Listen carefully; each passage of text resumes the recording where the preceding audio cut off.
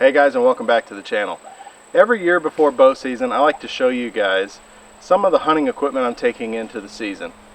This year I'm going to do another review on my traditional archery rig. Now this bow is handmade by a man named Donnie Wilkerson.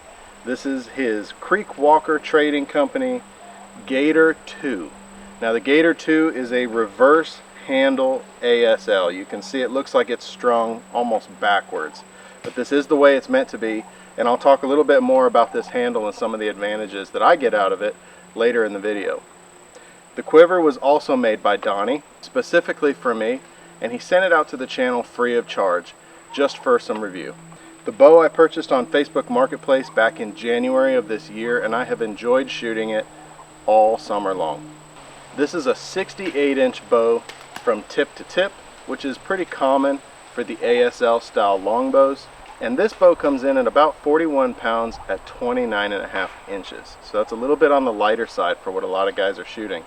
Now my draw length is 31 or even a little bit north of 31 inches long. So I'm pulling back to about 46 or 47 pounds at full draw.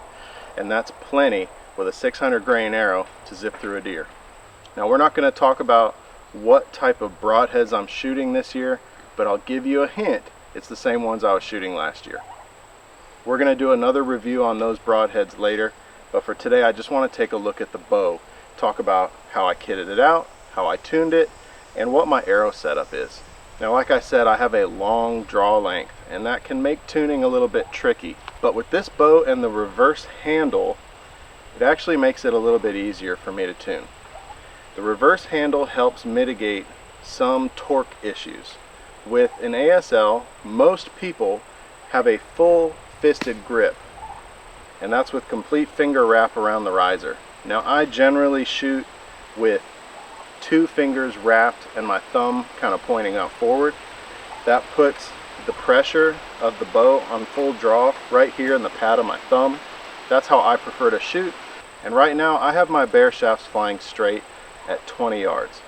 You can see here in my quiver I have room for 5 arrows. I have 2 bear shafts because I'm still fletching, and I've just kind of finished up tuning my hunting arrow for this fall. So I have 3 fletched and 2 bear shaft, and I will shoot all 5 of these together during a practice session. And the bear shafts really help me check release issues, form issues, or if the bow is out of tune. Now these arrows are 500 spine, 32 inch from nock to the end of the insert. That's a long arrow, and it's a pretty light spine. As far as the insert goes, I'm shooting a titanium insert, and it's about 35 or 40 grains, and then I have a 250 grain head on the end of here. So I have a lot of weight up front, but with the lighter draw length of this bow, it's tuning out perfectly. I'm also using a heavier string than what came with this bow. This bow shipped with a D97 string material. I think it had 14 strands, so it was a little on the thinner and faster side. It helped make up for the light poundage of the bow. But I took the fast flight string off, I used a more traditional string material, and I went to 16 strands. Now even though that string decision does slow the bow down a little bit, the noise is reduced quite a bit. The hand shock in this bow is very little, especially for an ASL. It doesn't have the same kind of mass as an aluminum riser with carbon fiber limbs, so it's very lightweight, and that can sometimes mean a little more hand shock. The string material, the weight of the arrow, and the overall construction of this bow all play into reducing that hand shock. It makes for a more enjoyable shooting experience, and I can shoot this bow all afternoon. That's another reason that I choose to shoot a lighter poundage bow as well. I like to shoot as long as possible. I like to be able to hold the arrow at full draw without becoming uncomfortable or shaking. And as long as you have adequate energy to penetrate through that animal, there's no reason to overbow yourself. Now Donnie designs his quivers to be strapped on to the side of the riser. This one here was measured custom built for this bow. So it gives me plenty of room up front for my thumb and my hand, and when I'm walking through the woods I can fit my whole hand down here against the riser underneath the curve in this quiver. The quiver has kind of an S shape that gives you a little bit of room here by the handle, and then down here are where the straps and brass pins go. You can strap this to the side of your bow and trim the excess bands if you don't want as much bulk, but I like having the added security and knowing this quiver is not going to go anywhere. Those rubber straps also aid in vibration reduction against the riser. Now Donnie does take orders on these bows and he builds each one custom for the customer along with the quiver. Now you can find him on Facebook or go to Creek Walker Trading Company and look him up on his website. So let's put a few shots downrange with this. You guys can hear how quiet this thing is, and hopefully I can hit the target a few times.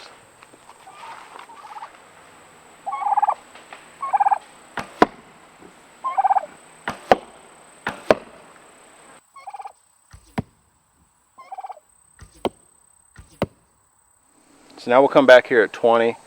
Don't judge the bow based on the shooter at this distance, but I do hope you guys see how quiet this bow is at the shot. That's one of my favorite qualities about this Creek Walker bow.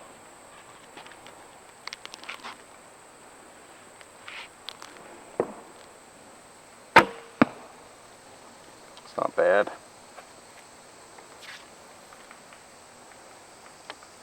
I've noticed that if I get a really bad release and pluck the string, I'll get a little extra riser contact with the arrow. You can kind of hear the shaft slap the strike plate.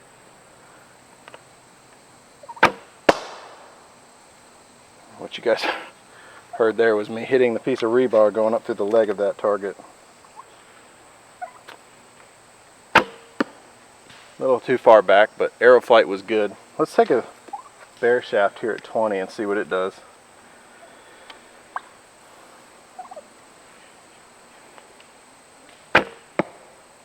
Now, when I watched that arrow fly away from me, all I saw was the orange knock at the back end. It was flying so straight all the way to the target.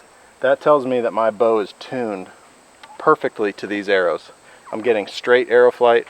Sometimes a little bit knock left for a right-handed shooter means your spine's a little weak, but that's actually not a big problem because the fletching is going to correct that within a few feet of leaving the bow. And you also know if you're a little bit weak, you're getting plenty of riser clearance at the shot. But these are tuned pretty much straight away. That one was just a little bit weak and it went low, but all in all, perfect arrow flight for at least what I'm capable of.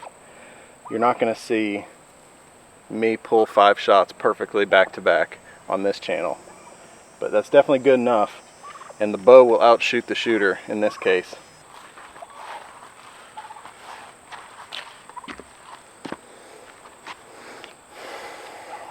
Alright, let's see if we can get 3 of these together for the camera and call it a day.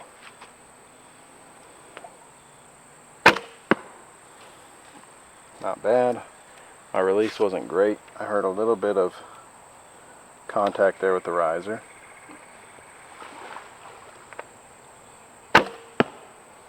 Another shot right in there with the other one. This might be it. Got 1 arrow to go.